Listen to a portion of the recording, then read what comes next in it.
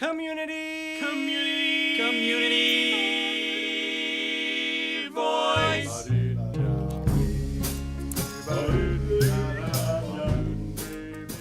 Hi, I'm Katie Roche with the Community Voice. I'm down here at the Farmers Market site with Tammy Neumann. Tammy is the Farmers Market Coordinator for the City of Iowa City Parks and Recreation Division. Tammy, thank you so much for joining us. Thank you. So I've noticed that the Farmers Market has expanded quite a bit. We had a waiting list of quite a number of people. Over 50, I believe is what it was at the time that we decided to expand.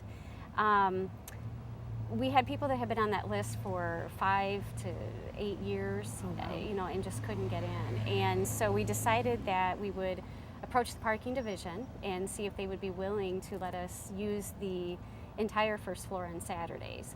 We knew Wednesdays were pretty much out of the question, and they confirmed that for us because it's very difficult with public parking. Of course, it is a parking lot first. So we decided to go ahead and expand, and we were able to get everyone in the market that was on the wait list by doing that. There were some people, of course, that had been on so long that they either didn't live here anymore or they were no longer interested. So I believe we ended up expanding by about 20 plus people, and we're able to get both waiting lists down to 0.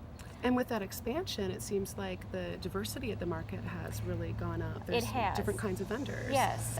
We, of course, have always had the produce and the baked goods. I mean, we are a farmer's market first, of course. We did, however, have a lot of requests from arts and craft vendors that wanted to get in. And we noticed that some of the surrounding markets were starting to include that in their markets. What we had decided to do then was to keep it at a ratio, 30% arts and crafts, 70% produce and baked goods and so on. Now there are times where we may appear that we go over that 30%, and that is when our season vendor, who may be a produce vendor or baked good again, isn't able to attend. Sure. And we may not have someone with that particular type of item to replace them. So rather than leaving a stall empty, we will let one of the arts and craft vendors that are on our part-time list come in and fill that stall.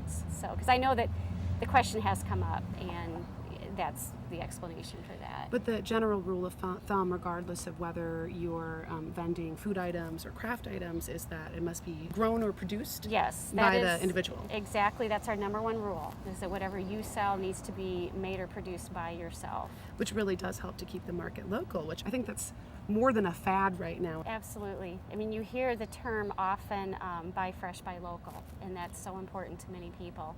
You can talk with the vendor. You know that what you're buying is fresh. It was either picked that day, baked that day. There might be something you don't know how to prepare, something new. Maybe you don't even recognize a vegetable. It certainly happened to me. And so it's an educational experience as well. You can find out, what is it, how do you prepare it, maybe different ideas on how to prepare it, and so on. Another great addition is the cooking demonstrations. Yes, we have local chefs that come into the market the first Saturday of every month. We work very closely with Edible Iowa River Valley. Kurt Fries and Wendy Wasserman, the editors of that publication, help us to schedule the chefs and help with staffing the day of the chef, and they will shop the market first. We give them just a little bit of money to go around the market, and then they will prepare up to 4 dishes in front of the crowd and show them different ways of making the vegetables or and are there whatever samples it is. involved in the final process? Okay. Yes. We always have samples. They're always so tasty. I mean, I haven't been disappointed yet. It's just been wonderful. In August, we are planning a Kids Day, and we will have a chef at that market that will let the kids do some hands-on cooking at the market. Very cool. So, yeah. And there's other kids' activities too. I noticed that you've added this art element Yes. on the Saturdays. Yeah, we do an Art in the Park program for kids. It's a free program. It is every Saturday, June through August, from 9 to 11. They will have a different art activity every Saturday. And it's just right here in the park, weather permitting. Otherwise, we'll move it to inside the ramp, wherever we can find space. The kids get right in it and get messy. And I know one day they did some things with shaving cream on the sidewalk and added some color to it. And they just had a blast. I mean, but we always tell them, dress to get messy. Dress for the mess. So. Well, all of that just adds to such a festive atmosphere. I mean, that's the thing about the market that I've always loved. For me, it's It's my #1 weekly social engagement. Oh, great. So much fun. And in addition, the music used to be just on Wednesday nights. Right. We've had requests for a number of seasons to add it to Saturdays, and so we work with the University of Iowa Credit Union, and they agreed to help us with that, and so we now have added that to Saturday markets as well. Oh, yeah, the music seeping into the market Yes. and everybody milling about. It's really, Yes, it's a great scene. It is a very festive feeling.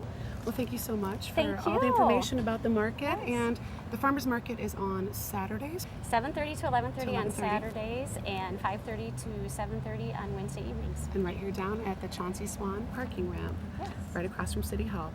Well, great. Thanks a lot. Thank you.